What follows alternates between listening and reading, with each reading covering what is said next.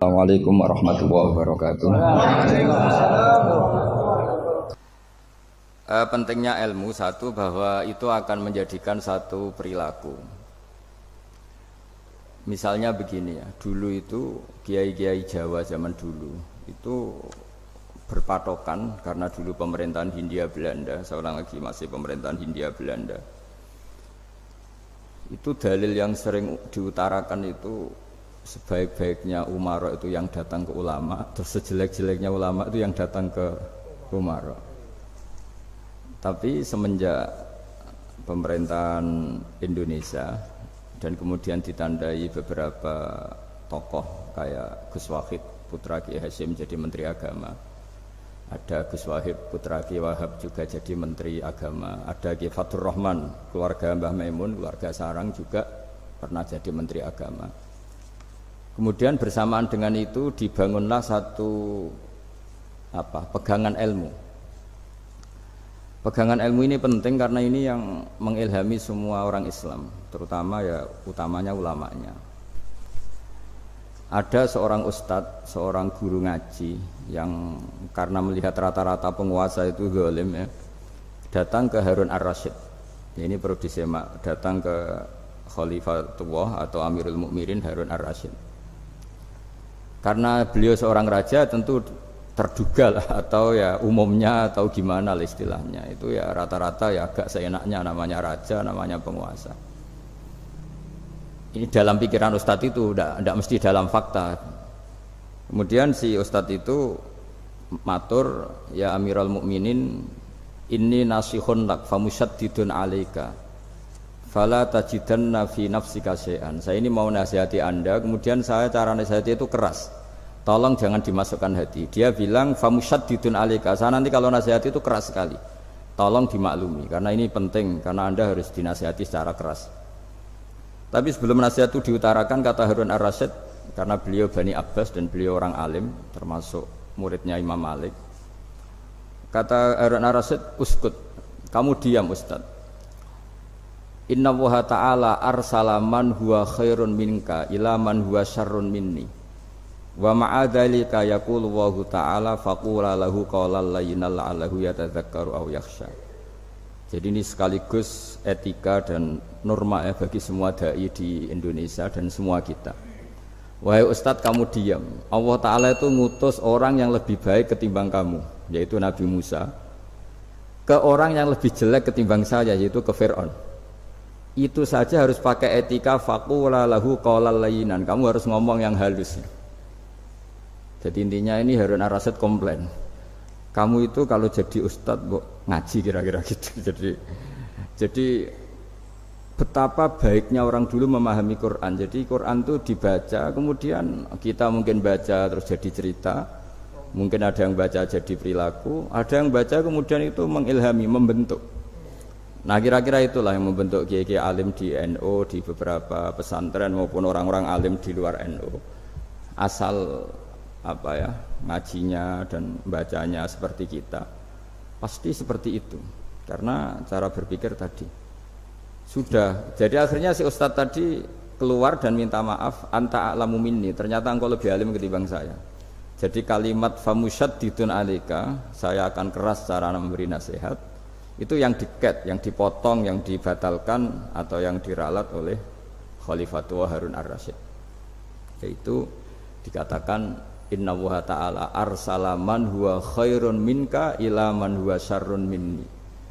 Yaitu Allah mengutus orang yang lebih baik ketimbang kamu, yaitu Nabi Musa, ke orang yang lebih jelek ketimbang saya, yaitu Fir'aun. Itu pun harus faqula lahu qawlal layyinan. Cara berdakwah harus dengan kata-kata yang halus, yang lembut, yang indah. Dan dengan kata-kata itu diharapkan la'allahu yatadzakkaru aw yakhsha. Semoga yang didakwai menjadi ingat. Sehingga dengan kemampuan ilmiah seperti ini menjadi pegangan bersama bahwa kita sebagai dai atau sebagai tetangga atau sebagai sama-sama warga Indonesia, bawaan kita memang harus faqula lahu qawlan layyinan la'allahu yatadzakkaru aw yakhsha. Kemudian dalam disiplin ilmu yang lain, halus itu tidak harus tidak kuat. Angin itu ya halus, tapi kalau di manage itu jadi kekuatan yang dahsyat. Begitu juga air dan sebagainya. Sehingga tidak perlu khawatir terus kalau dakwah halus itu tidak punya efek yang signifikan. Tidak juga. Allah Ta'ala itu pengelola angin. Angin itu kekuatannya dahsyat. Sehingga Nabi Sulaiman dikasih kekuatan angin dan bisa terbang kemana-mana. Kemudian sekarang jadi teknologi yang banyak memanfaatkan angin. Mulai rem, mulai apa saja. Sehingga dari cerita saya ini kemudian terus kiai-kiai itu membentuk dakwah termasuk di ekonomi dengan cara yang rileks. Nah, cara rileks itu satu tentu dimulai dengan ilmu. Misalnya begini, saya beri contoh. Ketika ada orang melafadzkan kalimat la ilaha illallah, tiada Tuhan selain Allah. Kemudian kalimat ini mungkin kalau orang NU baca itu rutin ya, karena kiainya kelamaan ya yang ikut sambil tidur ya. Kalau tahlil itu disebut kiai tertentu itu mesti yang belakang wah suwi itu kalau kiai itu lama itu. Nah kiainya juga karena jadi lakon ya kan lebih semangat karena pegang mic. Biasanya gitu di NU itu. Kalau khotib mesti semangat karena yang pegang mic, yang dengerin mesti ngantuk karena monoton itu. Karena yang mendengerin sudah tahu pasti nyuruh baik meninggalkan yang jelek. Jadi ilmunya sudah disimpulkan dulu. Setiap yang tidur di masjid mesti tak tanya kenapa tidur. Ilmunya tidak ada perkembangan, Gus, nyuruh yang baik, meninggalkan yang jelek. Tapi kalau ilmunya agak ada perubahan kan dengar semua pasti nyuruh yang jelek, meninggalkan yang baik. Karena watak manusia itu agak-agak suka fitnah, itu suka geger. Tapi kalau monoton itu mesti enggak itu. Tapi yang menjadi pegangan kita, saya ulang lagi, itu ilmu dulu. Saya ulang lagi itu ilmu dulu. Saya berkali-kali menyontohkan kalau ada orang kafir, orang yang tidak bersyahadat 70 tahun, kemudian dia bersyahadat sekali saja di akhir hayatnya, itu kata Allah qulil ladzina kafaru iyantahu yughfar lahum ma qad salaf. Katakan ke mereka yang kafir jika dia mau bersyahadat itu masa lalunya diampuni semua. Sehingga kedahsyatan kalimat ini luar biasa. Orang yang kafir 70 tahun saja barokahnya la ilaha illallah ini dosanya bisa diampuni semua. Nah kemudian karena ilmu ini tidak begitu populer atau kurang dipopulerkan atau kita sendiri kurang menghayati, sehingga la ilaha illallah itu lebih dianalisis cara lafadz ini, pelafatannya ada sanadnya ndak ya gitu. Terus cara melafatkan bareng-bareng seperti itu ada tumpengan ini bid'ah enggak ya. Jadi pertanyaannya sudah tidak tentang keramatnya atau sakralnya atau fadilahnya la ilaha illallah, tapi sudah macam-macam wiridan cara seperti ini ada hadisnya enggak, legal enggak, terus ada sanadnya enggak. Jadi saya mohon semohon-mohonnya untuk teman-teman yang di Al-Iman itu harus ngaji ya. Ngaji itu nanti kamu tahu cara mandang sebuah ibadah atau perilaku atau apa sajalah tahu. Karena al-ilmu yurisul ahwal, ilmu itu bisa mengilhami cara pandang. Dulu yaitu saya ulang lagi, ketika zaman Hindia Belanda, karena pemerintahnya Hindia Belanda itu ulama-ulama keras sekali, sejelek-jeleknya ulama itu yang datang ke Umarok. Tapi setelah era Mbah Hashim, era sampai Mbah Maimun, itu mereka peduli sama Umarok, sama semuanya sama-sama warga Indonesia yang ingin melihat Indonesia yang lebih baik. Sehingga banyak ya kakak saya sendiri pernah wakil bupati, terus putra Mbah Maimun wakil gubernur. Ini teman saya Ki Hafid ya bupati. Semenjak itu terus dan itu nggak lepas dari cara pandang. Ya itu cara pandang diantaranya adalah cerita tentang Nabi Musa yang Allah tetap peduli sama Fir'aun. Sehingga tetap didakwai Nabi siapa? Musa. Dan posisi Musa datang bukan memanggil. Ya, cuma kayak sampai sekarang tuh belum pernah ke kantor bupatinya Pak Hafid karena kadang-kadang orang terus curiga mengajukan proposal jadi agak repot. Ketemu bupati itu sialnya kiai kan mesti pikirannya orang bupati ini nyangoni kiai ini disangoni itu terus kayak kita fakir miskin itu. Jadi makanya saya itu belum pernah datang. Tapi alhamdulillah karena beliau berambisi menjadi wa khairul umara mayatuna babal ulama terus jadi datang tapi sangat ambisius ingin mengalahkan ulama karena dia kalau datang statusnya lebih tinggi. Ya tidak apa-apa ini tawaduk tapi niatnya enggak begitu tawaduk. Jadi datang. Makanya saya kemarin Yusuf Mansur pas datang, Pak Ustadz Yusuf Mansur saya datang harus sekali saja. Kalau kedua kali ribet. Karena kalau beliau datang dia punya status tawaduk. Lama-lama yang didatangi jadi takabur. Saya jadi yang ahli neraka, dia ahli surga. Saya kan rugi dong. Artinya rugi, gue kehilangan teh, kehilangan kopi, beliau berstatus tawaduk, saya berstatus takabur, kan repot. Makanya saya berharap jangan datang lagi. Karena jadi repot itu, jadi repot kan. Padahal saya kalau disuruh datang ke Jakarta kayaknya ya berat, selain sibuk juga takut ganggu saya. Jadi saya sering ke Jakarta, tapi ya tadi jarang ya. Biasanya nganggarkan waktu hanya pas saja, tidak kurang tidak lebih. Biasanya ngajar di pondoknya Pak Kures itu di Baitul Quran ya. Hanya ngajar santri-santri itu. Nah, jadi pemahaman Quran dulu itu kata Imam Ghazali. Ini sekaligus karena ada Pak Ustadz Yusuf Mansur. Itu membaca Quran itu membaca, bukan bercerita. Kalau kamu membaca seperti ini, kunta qori'an, kamu pembaca. Pembaca itu yang mengambil pelajaran. Tapi kalau kamu hanya cerita, itu namanya kunta hakian. Sebenarnya Anda tidak membaca Quran, tukang cerita. Misalnya tadi cerita Nabi Musa datang ke Fir'aun. Itu kalau kamu hanya cerita, wah dulu itu ada orang namanya Fir'aun didakwai Nabi yang namanya Musa. Ya itu namanya tukang cerita. Kalau kamu pembaca tidak gitu. Betapa baiknya Allah, orang sengawur Fir'aun saja inginnya Allah masih ingin diselamatkan dengan mengutus Nabi Musa kekasihnya. Itu namanya kunta qori'an, kamu pembaca betul, bukan kunta hakian, kamu tukang cerita. Begitu juga seterusnya tentang Quran, ayat-ayat seterusnya. Sehingga yang diharapkan dari pembacaan Quran itu memang kita sebagai ahli baca, ahli mu'tabir ya, ahli yang ngambil pelajaran, bukan tukang apa? Cerita. Sehingga dulu ketika Sayyidina Umar radhiyallahu anhu ketika membuka Baitul Maqdis atau Baitul Muqaddas dan diajak syukuran, pesta-pesta makan itu. Beliau enggak mau. Ketika ditanya kenapa engkau enggak mau? Alasannya itu langsung beliau baca Quran. Jadi saya punya sekian contoh. Saya ulang lagi, saya punya sekian contoh. Orang-orang dulu dengan Quran itu menyatu, bukan sekedar dihafal tapi menyatu. Sehingga bawaannya itu sudah Qurani, sudah Qurani. Saya beri contoh pertama Rasulullah SAW, nanti Umar kedua. Rasulullah itu pernah nggak makan sampai 3 hari. Terus ditanya oleh sahabat, lalu kekuatan engkau bisa hidup apa? Terus menghentikan al-aswadani, maksudnya itu tamar dan air, hanya makan kurma dan air. Tapi beliau tidak ketemu roti atau tidak ketemu nasi lah kalau orang Indonesia. Ketika hari ketiga dikasih makan oleh sahabat, dipotongkan kambing, kemudian baru makan 3 lukmah, kira-kira ya 3 asupan nasi, berhenti.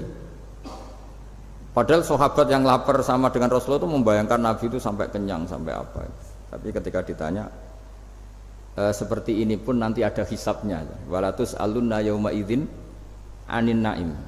Jadi acara makan-makan gini itu nanti ada hisabnya. Nabi nangis. Akhirnya sahabat nggak jadi nerusin makan.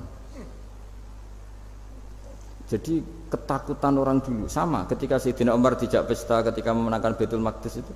Inna wa ta'ala ayyara qauman. Allah itu mengkritik sebuah komunitas kaum karena apa? Adhabtum thayyibatikum fi hayatikumud dunya wastamta'tum biha. Kamu adalah orang-orang yang jatah nikmat kamu sudah kamu habiskan di dunia. Adhabtum itu kalian habiskan jatah kenikmatan kamu di dunia.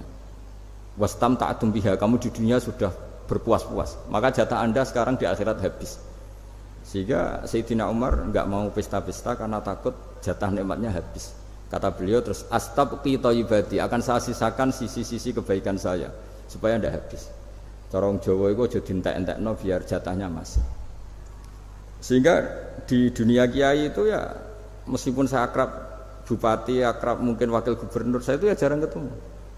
Karena kalau orang Jawa bawaannya ketemu ya makan-makan, guyon-guyon.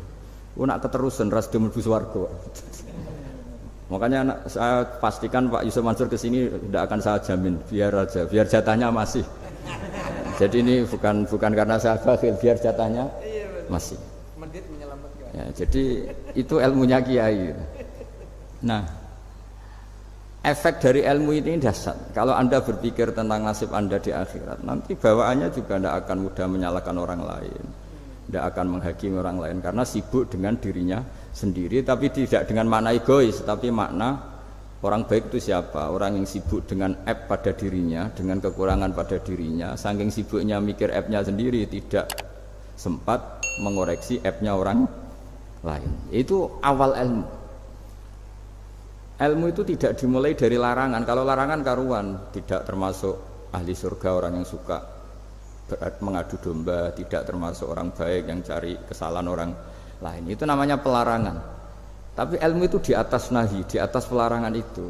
Kamu punya kesadaran bahwa kamu itu yang penting selamat dulu, jangan memikirkan orang lain. Dengan makna bukan egois, tapi dengan makna supaya tidak menyalahkan apa orang lain. Nah, saya termasuk ya boleh dikatakan kiai lah, yang paling fanatik bahwa semuanya itu harus dimulai dari ilmu. Ya saya ulang lagi, dimulai dari ilmu. Nah, dari sini kemudian saya berharap Indonesia menjadi damai, menjadi baik. Itu bukan karena kita baik-baik banget, ya tidak mungkin kita ada nabi, tapi karena sudah sibuk dengan memikirkan kesalahan diri sendiri. Sehingga misalnya kita baca Quran, Rabbana dzalamna anfusana, lalu kita langsung ingat betapa hubungan kita dengan Allah itu harus ikrar dulu, merasa dolim dulu, merasa salah dulu. Nah, kalau semua orang merasa salah di depan Allah itu mesti bawaannya enggak mudah menyalahkan orang lain, karena kita bilang Rabbana dzalamna anfusana. Nah, itulah ilmu-ilmu yang mungkin banyak pembaca Quran tapi hanya baca, atau kalau baca ini tok disebut al-haki, ahli cerita. Yang dibutuhkan tuh al-qari, pembaca kemudian mu'tabir, kemudian mau beriktibar. Seperti yang dilakukan tadi Harun ar-Rasyid tadi. Inna wa ta'ala arsala man huwa khairun minka ila man huwa syarrun minni. Wa ma'adzalika yaqulu wa ta'ala faqula lahu qaulal layinan. Ini kamu tidak usah memaksakan musyaddid keras sama saya, karena Allah Ta'ala telah mengutus orang lebih baik ketimbang kamu, yaitu Nabi Musa, ke orang yang lebih jelek ketimbang saya, yaitu Fir'aun. Itu saja harus beretika. Faqula lahu qaulal layinan la'allahu yatadzakkaru aw yakhsha. Dan alhamdulillah bawaan kita sebagai orang timur atau orang Jawa itu kalau mau ngandani orang itu halus sekali. Di antara bentuk kehalusan kata-kata diceritakan di ayat lain ketika Nabi Musa ketemu Fir'aun. Dawuhnya begini, fakul apa itu yang di juz 30 yang juz di juz 30 ini yang bagian dari, kan tadi hanya fakul lahu qaulal layinan. Lahu qaulal layinan itu bentuknya apa? Ya, bentuknya apa? Itu Nabi Musa disuruh ngendikan sama Fir'aun, apakah kamu mau saya nasihati? Fakul halaka ila antazakka. Halaka itu pilihan, hal itu istifham, laka itu otoritatif. Jadi betapa santonya kalimat itu, fakul halaka ila antazakka. Jadi kalau dimaknani model Pak Hafid, model saya ngaji di sarang itu, halaka onoto iku kedue sira, berhak bagi kamu, berhak bagi Anda, apakah Anda berhak loh mendapat nasihat supaya Anda jadi orang yang lebih baik. Halaka ila antazakka. Jadi tidak kalimat perintah, tapi kalimat pilihan. Apa engkau mau saya beri nasihat? Wahdiyaka ila rabbika fatakhsha. Dan saya beritahu kamu tentang Tuhan, dan kemudian kamu menjadi orang yang baik, fatakhsha, orang yang punya khasyah, punya. Jadi kayak apa kalimatnya itu? Napa jenengan kersa? Itu kalau orang Jogja, orang-orang daerah-daerah yang pernah nyuguhi tamu itu kan, ayo makan-makan, itu kan kayak tamunya itu kelaparan. Masa Pak Yusuf Mansur kelaparan? Tidak mungkin kan. Masa Ustaz terkenal kelaparan? Kan tidak mungkin itu. Monggo, nopo jenengan ngersakno. Karena bisa saja tamunya itu tidak kerso, mungkin karena darah tinggi, mungkin karena takut dianggap fakir miskin, macam-macam kan orang tidak. Itu kalimatnya itu halaka ila antazakka. Kayak apa indahnya dakwah. Halaka ila antazakka, itu ada kata laka itu ya terserah jenengan mau enggak. Wa ahdiyaka ila rabbika fatakhsha. Nah, itu yang disebut membaca. Kunta qari'an la hakian. Anda benar-benar membaca Quran, bukan sekadar pencerita. Nah, kemudian ini yang terakhir, saya juga baru, sebenarnya saya itu enggak pernah bilang sanggup itu, tapi Pak Ustadz Zakaria itu GR terus. Sampai tadi pagi itu saya belum tahu kalau ada acara ini. Ya karena saya kiai, jadi kalau kiai itu kan ingatnya sama Allah saja. Kalau sama manusia tuh rontok-rontok lali gitu. Itu bukan memaksa, ya memang lupa. Sejauh mana sih pentingnya manusia kan tidak penting cara ilmu tasawuf itu. Tapi karena ini titipan Rasulullah SAW terus menjadi penting kan. Dititipi umat kayak jenengan itu. Ya sudah ngaji ngatur kiai ribet itu. Kiai ini biasa ngaji kan, kiainya yang ngatur, santri ini enggak. Pak Yai ngaji tanggal ini jam ini. Itu kan mengabaikan semua aktivitas kiai. Padahal jam ini mungkin saya punya jam. Mungkin jalan-jalan atau ngaji atau mutolaah atau munajat. Gara-gara Pak Zakaria ini kan terus Mas Tamam ini yang provokasi. Harus ngaji di jam ini, tema ini. Saya itu kalau ngaji ditentukan tema itu, ini memang saya agak keras di bab ini. Itu kayak ibarat gini loh. Saya ini dokter, kemudian ada orang yang sakitnya itu jantung, terus bilang ke saya, Pak dokter sembuhkan kukul saya. Wong penyakit ekstrimnya itu jantung, kok bila disembuhkan apa? Kukul. Kan gak penting, sembuh tidak sembuh, kukul itu kan gak penting. Jerawat itu. Kiai itu tahu kesalahan paling fatal manusia itu akidah. Tapi kadang-kadang mintanya ilmu yang tidak akidah, yang gak penting. Jadi kadang-kadang kiai itu ya digurui betul kalau di Indonesia itu. Misalnya, ini tidak nyindir loh, memang marah betul kalau di bab-bab seperti ini. Tapi ini biar jadi ilmu masif, ilmu yang general. Saya ulang lagi ya, Anda jadi dokter, tahu pasien Anda ini penyakit jantung kronis atau sudah fatal lah sudah. Terus orang itu bilang, Pak Yai, itu Pak dokter, tolong obati kulit saya supaya tidak jerawatan. Kamu bilang ini orang aneh enggak? Aneh kan? Nah, kiai juga gitu. Saya sering itu ada orang mau haji gitu, Gus doain saya jadi haji mabrur. Pernah belajar haji Pak? Dereng. Mungkin enggak orang belum belajar nyupir terus kemudian minta didoain, Gus saya mau nyupir doain selamat. Mau nyupir aja enggak bisa kok minta doa selamat. Harusnya urutannya kan belajar dulu baru minta doa. Tapi kali ini aliman bener ngajaknya akidah dulu, ahli sunnah kan. Nah itu bener karena akidah itu hal yang prinsip memang harus. Kalau kebetulan nggak bener tak revisi betul. Untungnya kok temanya bener. Jadi saya mohon ke seluruh orang-orang yang mau ngaji ke kiai itu tema itu biar yang milih kiai supaya tahu prioritas yang harus benahin. Jangan tema yang kita yang milih. Jangan-jangan tema yang kita pilih itu tidak mendesak atau tidak penting. Ini bukan apa-apa. Ini saking ingin baik saya ya, keinginan baik saya supaya dulu zaman sahabat ya gitu. Kalau ada pertanyaan salah sama Nabi dibenerin, cuma Nabi terlalu bijak. Cara benerin tuh enak. Kalau saya karena tidak Nabi saja ya agak-agak kasar kan. Kalau tidak Nabi tidak wajib bener terus. Yang wajib bener terus itu Nabi. Saya beri contoh ya.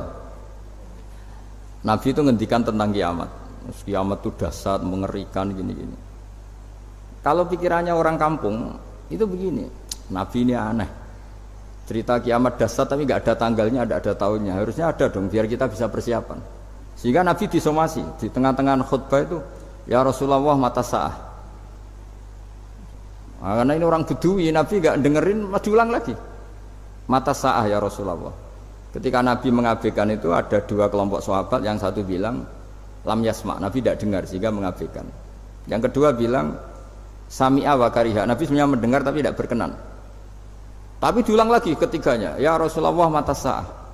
Akhirnya Nabi jawab, mau tidak mau, karena kalau enggak ya namanya orang Bedui ngomong terus. Nabi balik tanya, ya karena cara berpikir dia kalau kiamat itu jelas kapannya kan bisa persiapan itu. Paling enggak pas mau kiamat terus pas ngaji Quran apa kan bisa persiapan itu. Akhirnya Nabi balik tanya, ma'atatalaha. Kalau kamu berani tanya kiamat, lalu persiapan kamu apa? Ya terus orang itu bilang masyhur tuh, ma'adatullah kabira sholatin wala siyamin wala kadza wa kadza walakinni uhibbuka. Saya sebenarnya tidak punya persiapan ya Rasulullah, cuma persiapan banyak puasa ya enggak, banyak sholat enggak, tapi saya mencintai engkau. Terus masyhur itu jadi hadis paling legenda, almar'u ma'aman ahabba, sebagian disebut anta ma'aman ahbabta. Ini kata semua sahabat yang di masjid.